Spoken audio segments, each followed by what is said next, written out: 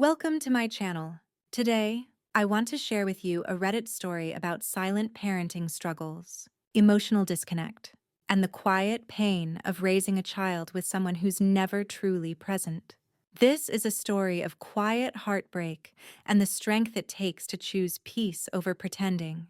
Let's dive right into it. I used to think Jordan was the kind of man every woman would dream of marrying. He was calm, soft-spoken, and always knew the right thing to say. Back when we were just dating, he would show up with my favorite coffee, plan spontaneous weekend getaways, and sit through hours of documentaries I liked just to hold my hand. I thought to myself, this is the man I want to raise a family with. Fast forward 4 years, and I was staring out the kitchen window, watching our 14-month-old son Liam crawl across the carpet, babbling and waving a rubber duck. Jordan was 10 feet away, glued to his phone, thumb flicking through videos with the kind of dead-eyed focus I hadn't seen since he binge-watched an entire sci-fi series in one weekend. Liam giggled as he wobbled toward his father, holding up the duck with pride. Jordan didn't even look up. I dried my hands on a dish towel and stepped into the living room. "Jordan," I said, trying to keep my tone light. "He's trying to play with you." Jordan looked up, blinked, and nodded. "Hey, buddy," he mumbled, barely glancing at Liam, then returned to his screen.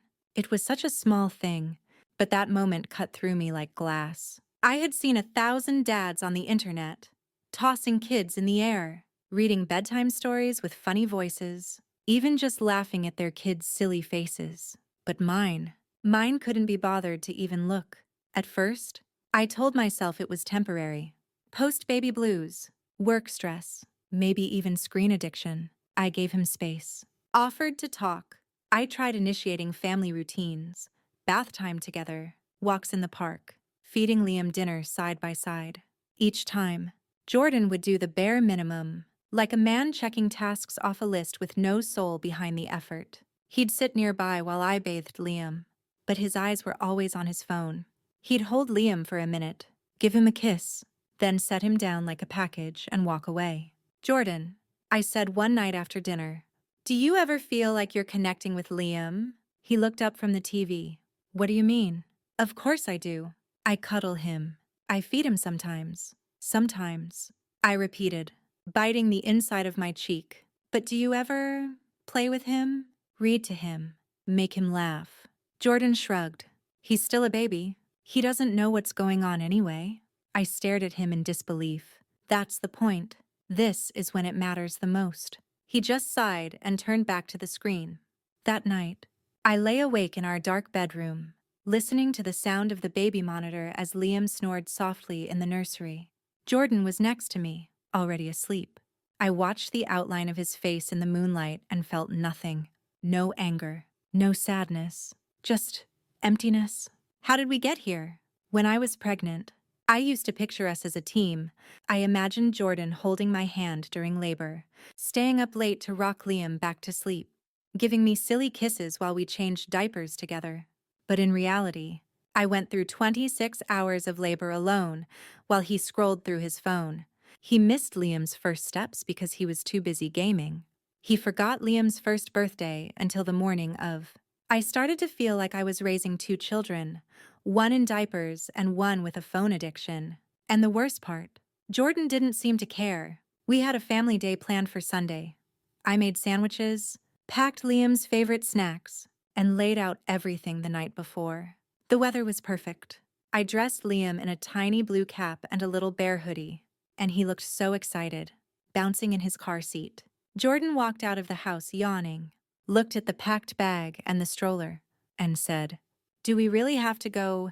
I just wanted to chill today." Something inside me snapped. "We do," I said firmly, not even looking at him. "Because this is what families do." He didn't say another word the whole ride. At the park, I watched other dads pushing swings, running after their toddlers, helping them climb the little slide. Jordan sat on the bench, scrolling again. Liam sat on my lap, reaching for the leaves, giggling when I tickled him. I looked over at Jordan, wondering if he felt anything watching us, wondering if he noticed what he was missing. I used to love this man. I really did. but I couldn't remember the last time I looked at him and felt the same warmth. And worst of all, I was starting to wonder if Liam even recognized him as his dad. I started keeping a journal. At first, it was just small things. Notes about Liam's new words. The time he tried to feed the dog his cereal. How he giggled uncontrollably when I blew raspberries on his belly.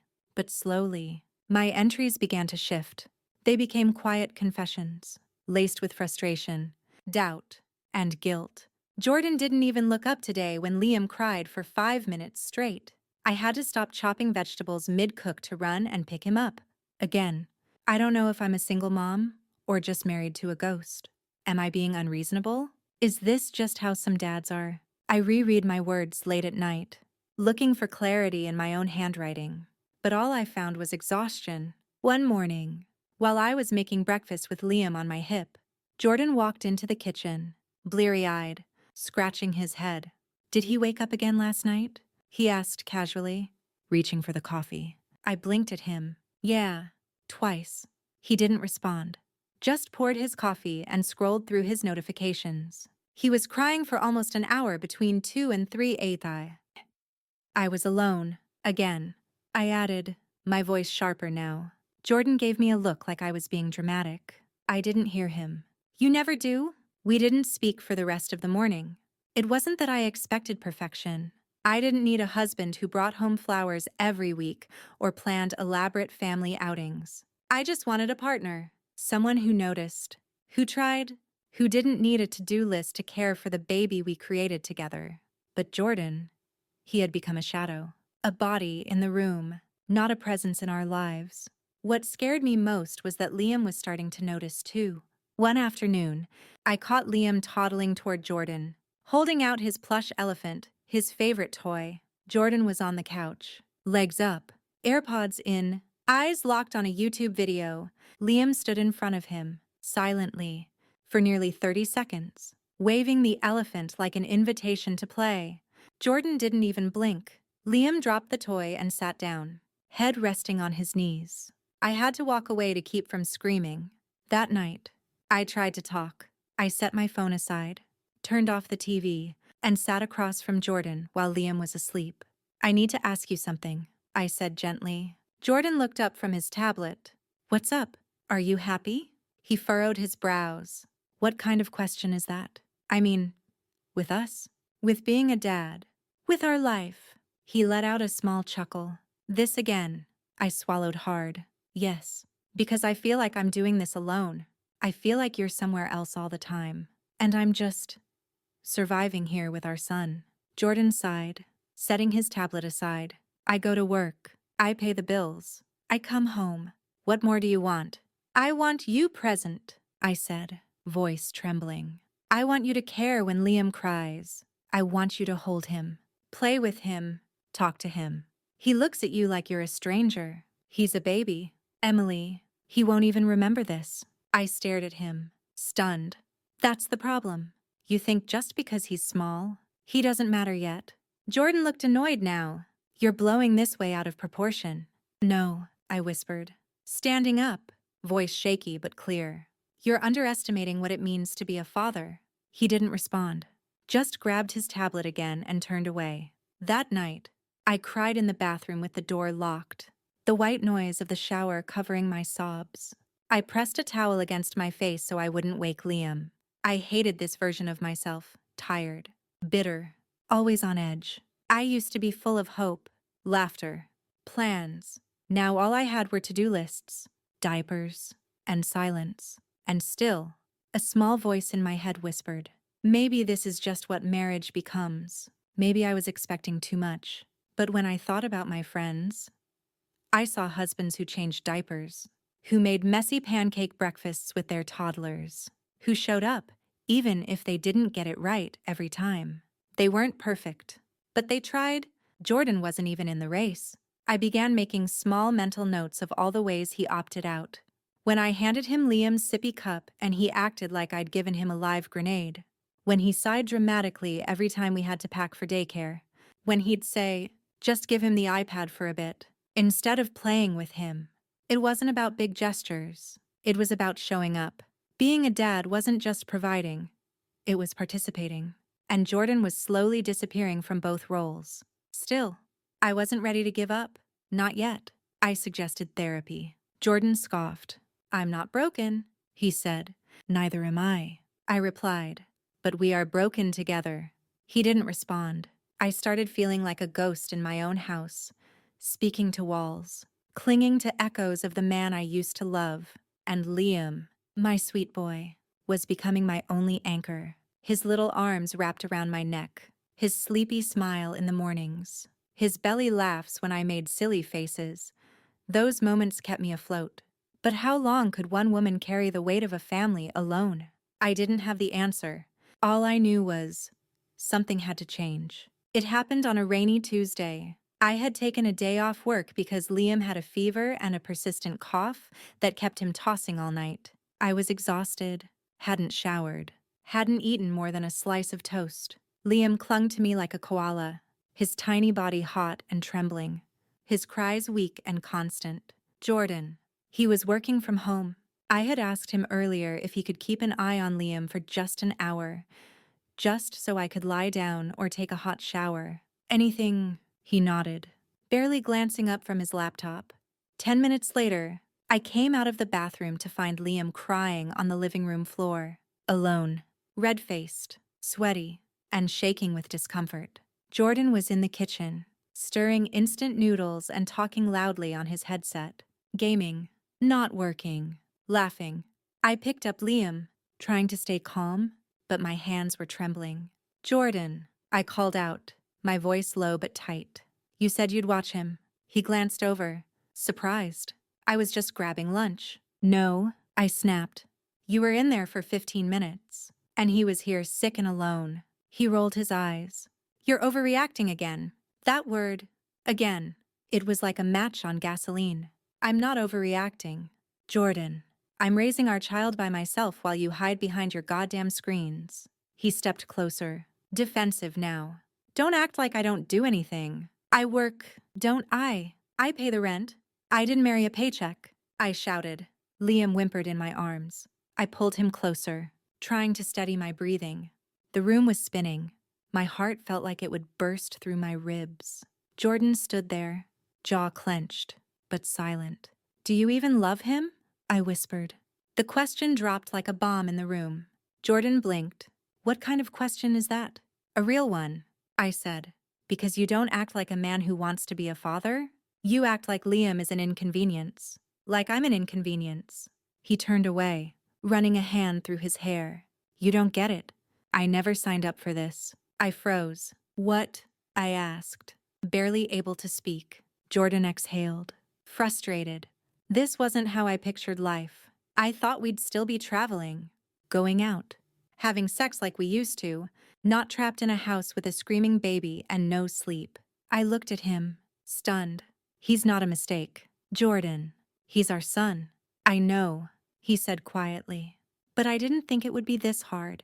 Tears welled in my eyes. "You don't get to opt out just because it's hard." He looked away again. And in that moment, I knew I had been waiting for him to wake up, to realize what he was missing, to try, but he wasn't asleep. He was absent by choice, detached, emotionally unplugged. He hadn't fallen into this state. He had walked there. That night, while Jordan snored in the other room, I sat on the floor in Liam's nursery. The glow from the nightlight bathed the room in soft amber hues. Liam was finally asleep, clutching his elephant. I stared at the crib, at the soft rise and fall of his tiny chest, and I made a silent promise. I will never let him feel unwanted. Not by me. Not by anyone. The next morning, I didn't make Jordan coffee. I didn't remind him to take out the trash. I didn't speak unless spoken to. He didn't seem to notice. I started planning. Not a divorce. Not yet. But an exit strategy. I pulled up job listings with better hours. I checked daycare options near my sister's place. I made a private folder on my laptop and labeled it Contingency. I hid a small notebook in my sock drawer filled with passwords, contacts, emergency plans. I wasn't ready to leave, but I was preparing for the day I'd have to. And oddly enough, having a plan made the silence between us bearable. I stopped expecting him to change. I stopped looking for signs of effort. I stopped hoping. Instead, I poured all my love into Liam. We danced in the living room to silly songs. I started reading him bedtime stories with funny voices. I kissed his tiny hands and told him he was loved 100 times a day. And slowly, I began to feel whole again. Not because Jordan changed, but because I stopped begging him to. The weeks that followed were strangely calm. I stopped fighting Jordan, stopped arguing, stopped explaining, stopped pleading. We became polite strangers, exchanging basic information about groceries, bills, Liam's schedule, nothing more. I didn't cry anymore, not because it didn't hurt, but because I had accepted the truth. You can't force someone to care. You can't beg someone into being present. And most of all, you can't save a relationship alone. One Saturday, my sister Ava came over with her twin daughters. Liam lit up the moment he saw his cousins, squealing and wobbling toward them with his chubby arms outstretched. Ava brought cupcakes and sanity, two things I hadn't had in weeks. She took one look at me and raised an eyebrow. "You look like someone who's been surviving on crumbs." I smiled. "Tired?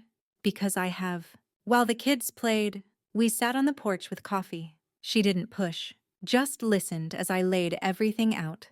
The missed moments, the silence, the confession Jordan made about not signing up for this life. Ava sighed. "You know, I used to think staying was always the strong choice.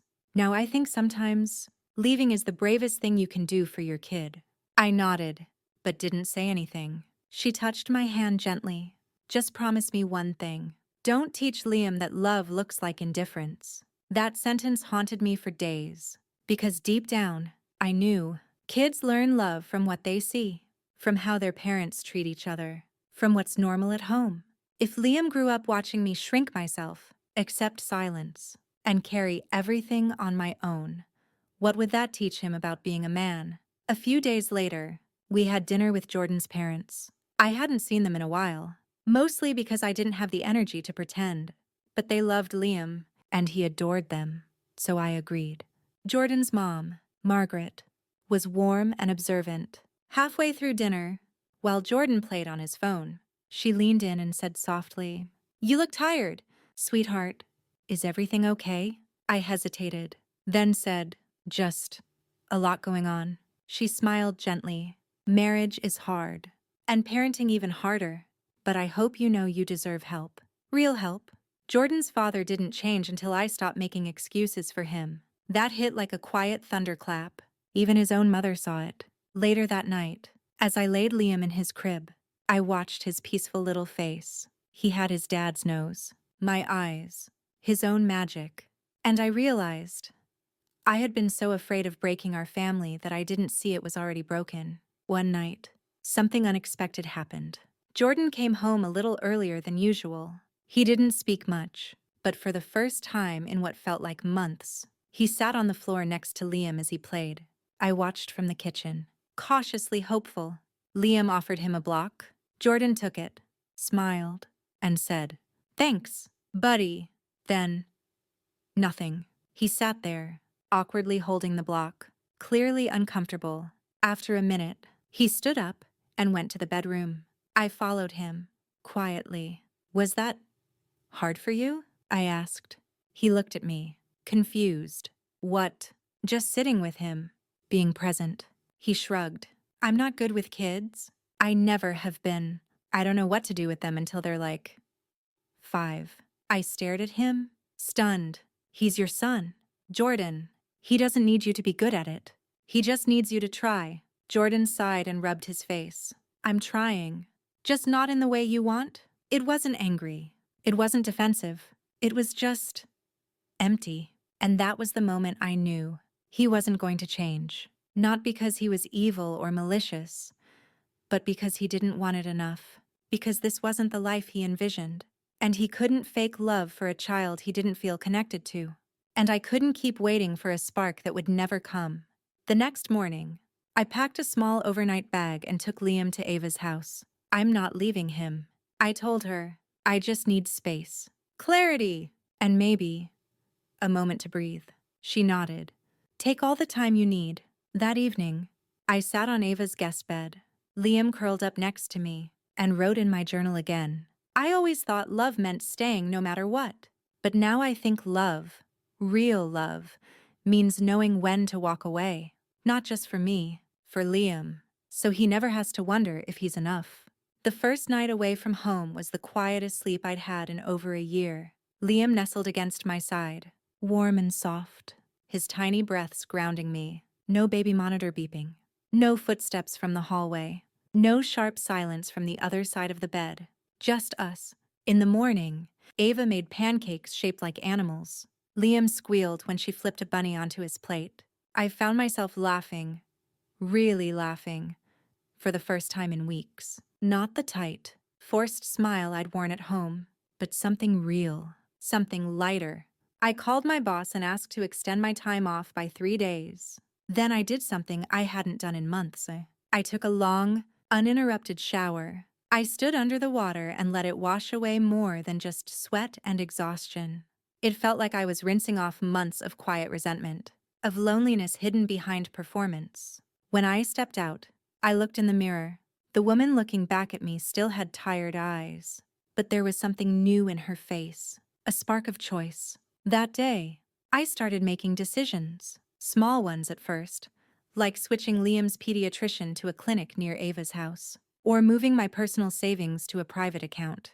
I researched daycare centers, wrote up new resumes, and reached out to old college friends about flexible jobs. Each step was quiet but deliberate.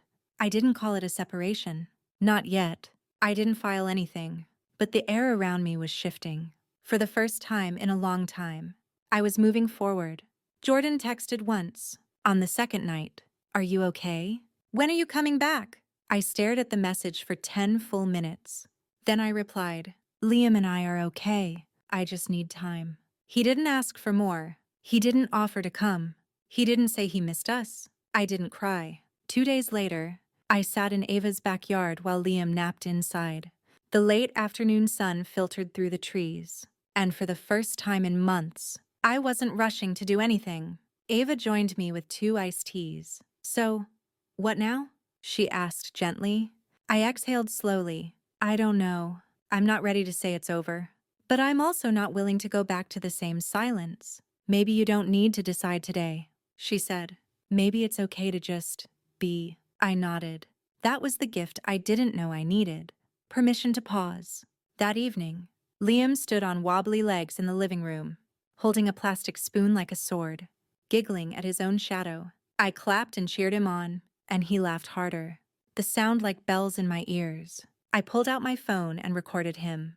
Then I sent the video to Jordan, no caption. Just that. 2 hours later, he responded. "He's getting big." That was it. No, I miss him. No wish I was there. Just an observation, like he was watching someone else's child grow up. And somehow, that message said more than any fight we'd ever had. That night, I called a therapist. Not for couples counseling, for me. I needed a space to sort through the layers of guilt, resentment, grief. I needed someone to help me unpack the way I kept compromising myself in the name of keeping the family together. I needed to rewrite what love looked like. For Liam, and for myself. The next morning, I opened my journal and wrote one sentence. "I don't want my son to grow up watching his mother slowly disappear." And with that, I knew what I had to do. 2 weeks later, I went back home. Not because I wanted to fix things, but because I needed closure. For myself and for Liam. I had arranged everything. Daycare at Ava's. A remote job starting in a month. Temporary housing just 3 streets away from my sister. But before I moved on, I wanted Jordan to hear it from me. Not through absence. Not through silence. But with the honesty I deserved. When I opened the door to our apartment, everything looked the same. And nothing felt the same. Jordan was on the couch. Of course. Same hoodie. Same headphones. Same empty stare toward a screen. He barely looked up when I walked in with Liam on my hip. "Hey," he said. "Hey," I replied, quietly. He stood, awkwardly. "You're back. Just to talk." We sat at the table. Liam crawled under it, laughing at his own echo as he knocked on the wood. I didn't waste time. "I'm moving out," I said. Jordan blinked. What do you mean? I found a place near Ava's. I've got daycare arranged. A job. It's temporary, for now, but it's necessary. He leaned back, frowning. Is this about that fight? No, I said firmly. This is about everything that came after, or more accurately, everything that didn't. He stared at the tabletop, silent. I gave you time. I gave you space. I tried to explain what I needed, over and over, and you kept choosing distance. Still nothing. I'm not punishing you, I continued. I'm protecting myself, and our son, because Liam deserves to grow up in a home where love is shown, not assumed. Where effort is part of the daily routine, not a special occasion. He needs to feel seen. And I refuse to raise him in a house where emotional absence is normal. Jordan rubbed his face. So what? That's it. We're done. I shook my head. I don't know. Maybe not forever. But for now, I'm done living like this. He looked up at me, and for a split second, I thought I saw something shift. Regret, shock, fear. But then he said nothing.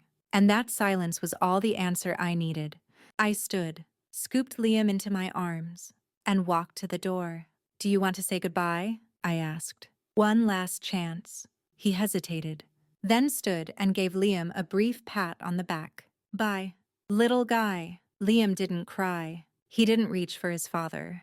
He just laid his head on my shoulder and closed his eyes. As I stepped out of that apartment, I felt a strange calm wash over me. It wasn't triumph. It wasn't revenge. It was relief. That night, back at Ava's, I read Liam a story.